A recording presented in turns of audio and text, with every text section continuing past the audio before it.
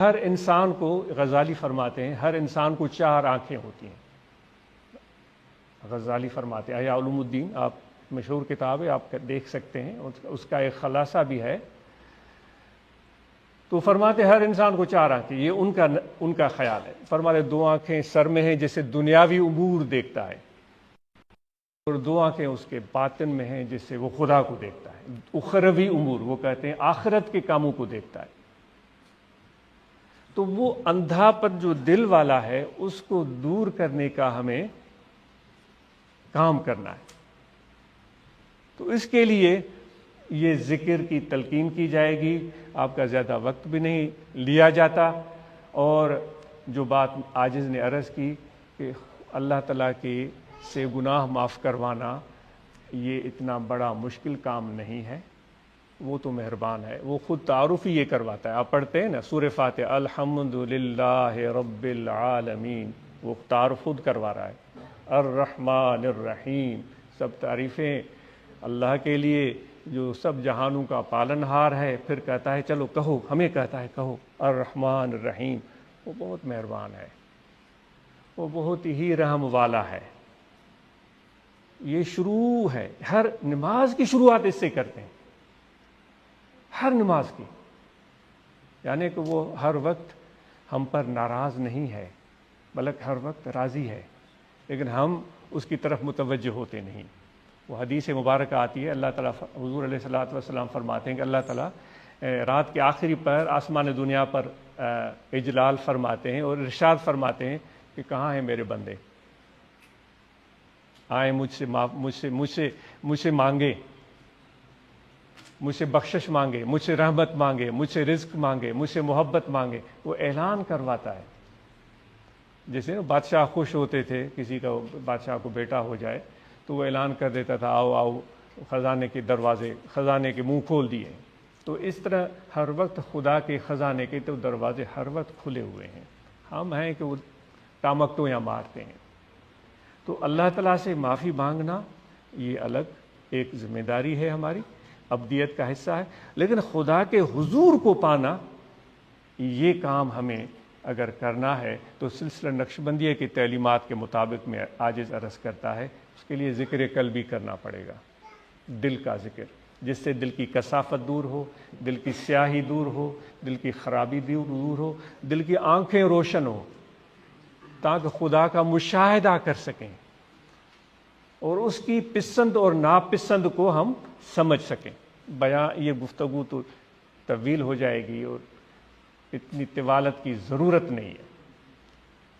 جب آپ کے دل کا وہ پردہ دور ہو جائے گا تو پھر آپ کو پتہ چلے گا کہ خدا چاہتا کیا ہے، وہ ہم بندوں سے کیا چاہتا ہے، ہم اس کو کیسے راضی کر سکتے ہیں، ہم کس طرح اس کی قربت کو پا سکتے ہیں۔ تو اس کے لیے ایک تو صحبت ہے اہل دل کی، کیونکہ ہر ہنر والے کے پاس ہنر ہوتا ہے۔ سنار کے پاس سونے کا ہنر ہے، سونے کے زیورات بنانے ہیں تو سنار کے پاس بیٹھنا پڑے گا۔ لوہار کے پاس لوہے کا ہنر ہوتا ہے تو اس کے ورکشاپ میں جانا پڑے گا اور وہ ہمیں لوہے کا کو موڑنے کا اور بنانے کا وہ ہنر سیکھنا پڑے گا۔ میکینک ہے تو وہ موٹر کار اور انجن کو صحیح کرتا ہے، اگر ہمیں وہ سیکھنا ہے تو اس کے پاس جانا پڑے گا۔ تو صوفیاء کرام کی یہ تعلیمات کی روشنی میں عاجز عرض کرتا ہے، اگر اللہ تبارک و تعالیٰ کے قرب کو پانا ہے تو یہ ہنر اہل دل کے پاس ہوتا ہے۔ اب اہل دل کو پہچاننا یہ آپ کی ذمہ داری ہے، ہر ایرے غیرے کے پیچھے لگنے کی نہ مجھے ضرورت ہے نہ آپ کو ضرورت ہے۔ کوئی آ کر دعویٰ کر دے کہ بھائی میں تو یہ میری کرامت ہے، میرا یہ میں، اب 50 لوگ اس کے ساتھ کھڑے ہیں، 10 لوگوں نے اس کی تعریف کی، ہم کہیں ہاں ہاں، جو کہ ہماری عادت بن گئی ہے، ہاں ہاں بات صحیح ہے، کیونکہ 50 لوگ کھڑے ہیں، 500 لوگ کھڑے ہیں، بات صحیح ہے۔ دوستو ایسے نہیں ہوتا، اس کی صحبت میں بیٹھنا پڑتا ہے، اس کے ساتھ رہنا پڑتا ہے، پھر اپنے دل کو دیکھنا پڑتا ہے، اس دل پر کیا اثرات مرتب ہوئے، کہ دنیا کا حرص بڑھا یا میرے دل میں اچھے خیالات آئے، برے خیالات آئے، اللہ تعالیٰ کی محبت بڑھی، اس کی یاد پیدا ہوئی یا غفلت آ گئی، یہ دل کو ٹٹولنا پڑتا ہے۔ ایسے نہیں کہ بس وہ 50 لوگ، وہ کہتے ہیں، رومی صاحب فرماتے ہیں کہ ایک جگہ مچھلیاں رہتی تھیں ان کا بڑا ایک محلہ تھا، بڑی کمیونٹی تھی، وہ بڑی مچھلیاں، چھوٹی مچھلیاں آپس میں ملتی، خوش گپیاں کرتی، جمپیں مارتی، پھر وہ اپنی غذا کھاتی، اچھی زندگی ان کی بسر ہو رہی تھی۔ ایک دن انہوں نے دیکھا کہ ایک اس دریا، اس نہر میں، اس ندی کے آس پاس کوئی ایک پرندہ آیا جس کا سارا جسم پر جو بال و پر تھے وہ سفید تھے۔ تو حیران ہو گئی کہ بھائی یہ تو اور پرندے آتے ہیں، کوئی کالا ہوتا ہے، کوئی براؤن ہوتا ہے، کوئی رنگ برنگی ہوتا ہے، یہ سارا سفید۔ تو ان کو ان کی اس سفید رنگ نے بڑا اٹریکٹ کیا، تو مچھلیاں اس کی طرف دیکھنے لگی۔ پھر اچانک وہ پرندہ پانی کے اندر آ کر ایک ٹانگ پر کھڑا ہو گیا اور ایک ٹانگ اوپر کر دی۔ بگلے کو دیکھا ہے آپ نے؟ بگلے کو ایک ٹانگ پر کھڑا ہو گیا اور ایک ٹانگ اوپر کر دی، اور اپنے گردن کو یوں اپنے جسم میں چھپا لیا، اور جیسے کہ آنکھیں موند لی ہیں اس نے۔ کبھی بگلے کا مشاہدہ کیجئے، رومی کا کیا مشاہدہ ہے، سبحان اللہ، وہی خود بتا سکتے ہیں۔ اس نے یوں اپنے گردن کو جھکایا، آنکھیں بند کر لیں۔ مچھلیوں نے کہا کہ بھائی یہ تو کوئی پہنچا ہوا پرندہ لگتا ہے، اور پرندے تو آتے ہیں یوں ہوا سے اڑتے اڑتے یوں جمپ مارتے، ہم میں سے کسی ایک مچھلی کو پکڑ کر چلے جاتے ہیں، اس کو تو مچھلی کی فکر ہی نہیں ہے۔